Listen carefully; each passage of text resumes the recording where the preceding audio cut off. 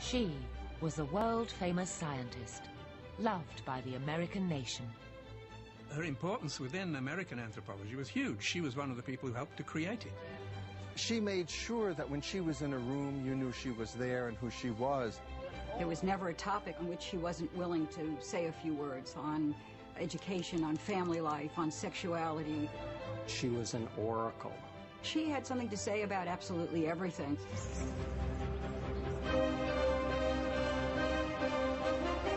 He was the Australian loner, forever walking in her shadow. In his childhood, he'd been brought up in a messiah cult by his mother to think he would be the next messiah. He seemed to know everything and made you feel like you didn't know everything. He was scary. He was a scary person to sit next to. You were either his friend or you were his enemy. For almost 20 years, these two people's supporters would be locked together in the most vitriolic of struggles. A battle for the very heart and soul of anthropology. The public likes to see their giants fall. They love to see that. It's a little bit like the assassination of John Lennon. When you have achieved that kind of recognition, there's going to be someone that wants to smash it. This is the story of anthropologists Margaret Mead and Derek Freeman, and the crucial role they played in perhaps the biggest debate in all of science. The question of whether humans are the products of nature or nurture.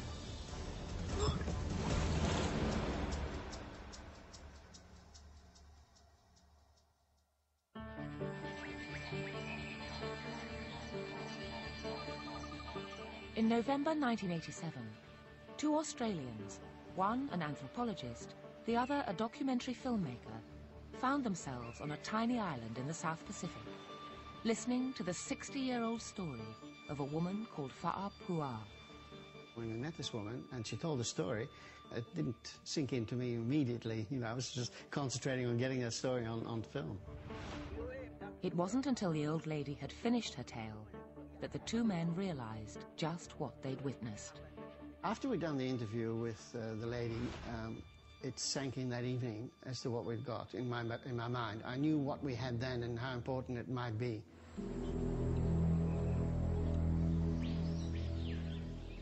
Because if what Fa'apua had told them was true, then the reputation of probably the most famous anthropologist in the world was based on a lie. And if this was the case, then the entire school of anthropology she'd done so much to establish was also nothing more than a fantasy.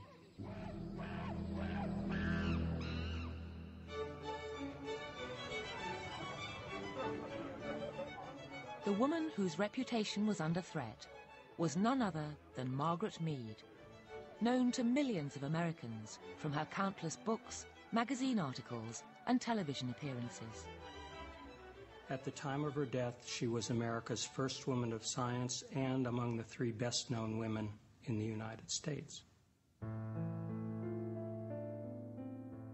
Born on December the 16th, 1901, into a middle-class family from Philadelphia, the young Margaret Mead grew up in an atmosphere of academic inquiry. As a child, I knew, of course, that women used their brains and did things because my mother and my grandmother had done so, and I knew that marriage and children and using your brains weren't incompatible. She grew up in a family of intellectuals who were concerned about social justice. Her father was an economist. Her mother was a sociologist. And they read, they commented, and they were involved. But Mead's left-leaning upbringing contrasted sharply with the politics of the country into which she'd been born.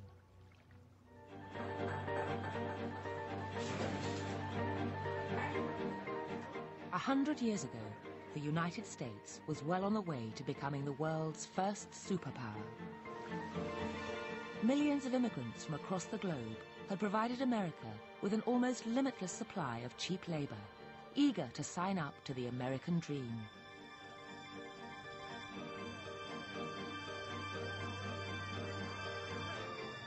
But while this migrant tide brought America enormous wealth, it also gave rise to something else.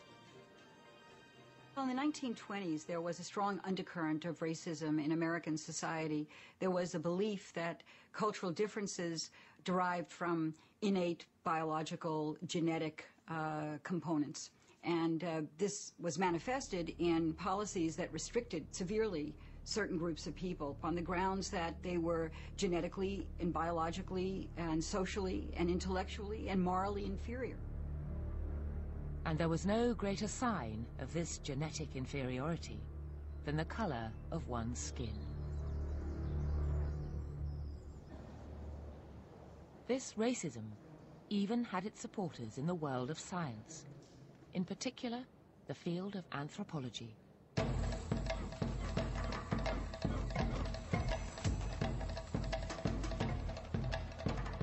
Because for as long as anthropologists had been studying other societies, many of them had come to associate dark skin with savagery.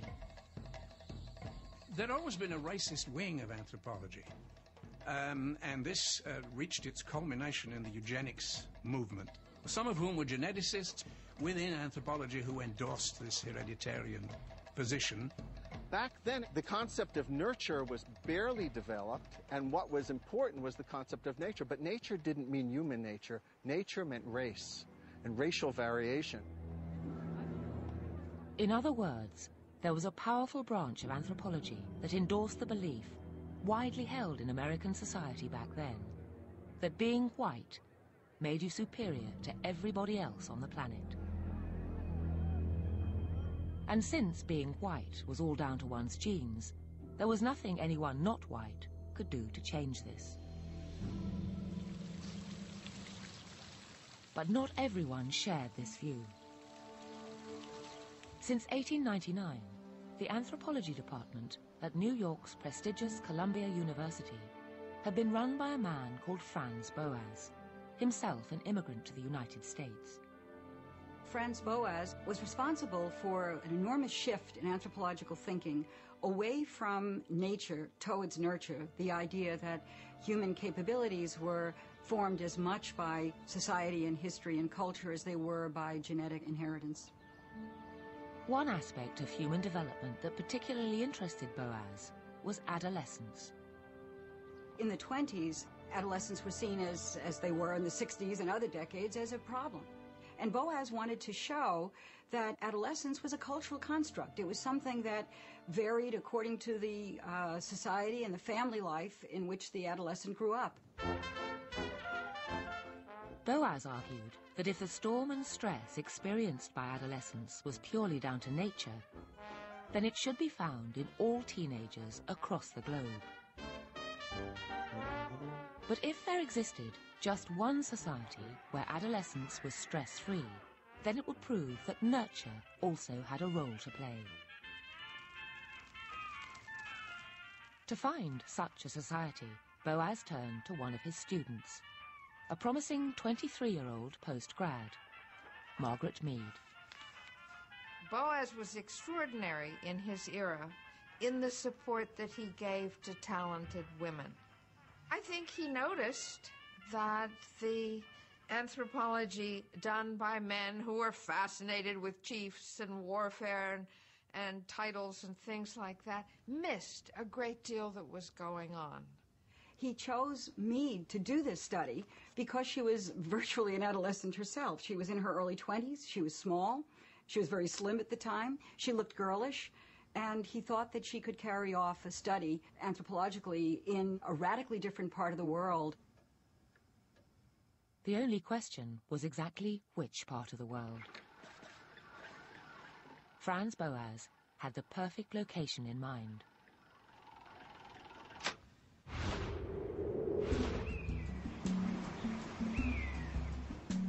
The place Boas chose to send Mead was Samoa, a small cluster of Polynesian islands in the South Pacific, some 1,600 miles northeast of New York.